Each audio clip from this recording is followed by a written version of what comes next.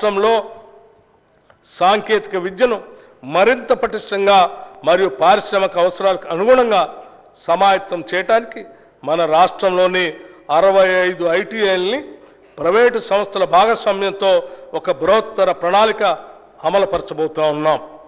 ఈ రంగంలో అనుభవం ఉన్న ప్రముఖ జాతీయ మరియు అంతర్జాతీయ సంస్థలు ప్రభుత్వంతో కలిసి పనిచేయడానికి ఆసక్తి చూపిస్తున్నాయి.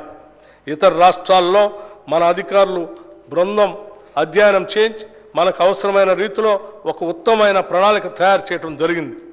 దీనిలో భాగంగా రాష్ట్రంలోని అన్ని ప్రభుత్వ ఐటీఐలకి కొత్త సాంకేతిక పరికరాలు అందించడం, వాటిని ఉపయోగించుకునేందుకు అవసరమైన శిక్షణను కొత్త కోర్సుల రూపంలో అందిస్తాం. ఈ ఐటీఐల్లో అదనంగా సీట్లు పెంచి ఎక్కువ మంది విద్యార్థులకి శిక్షణ అందిస్తాం. ఇక్కడ శిక్షణ పొందిన విద్యార్థులకి 100% ఉద్యోగాలు పొందేలాగా ప్రణాళిక ఉంటుంది. ఈ పథకానికి మంత్రివర్గ ఆమోదం కూడా లభించిందని చెప్పడానికి సంతోషిస్తున్నాను. స్కిల్ యూనివర్సిటీ ఏర్పాటుపై కూడా రాష్ట్ర ప్రభుత్వం ముందడుగు వేసింది. గుజరాత్, ఢిల్లీ, ఒడిశా రాష్ట్రాల్లోని స్కిల్ యూనివర్సిటీలను అధ్యయనం చేసేందుకు అధికారుల బృందం ఇటీవల పర్యటన జరిపింది.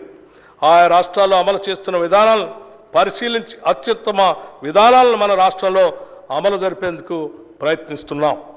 ఉస్మానియా విశ్వవిద్యాలయం మొదలుకొని రాష్ట్రంలో ఉన్న అన్ని విశ్వవిద్యాలయాల్లో ఉన్నత విద్యను ప్రోత్సహించడానికి మౌలిక సదుపాయాల కల్పనకి 500 కోట్ల రూపాయలు ప్రతిపాదిస్తున్నాం.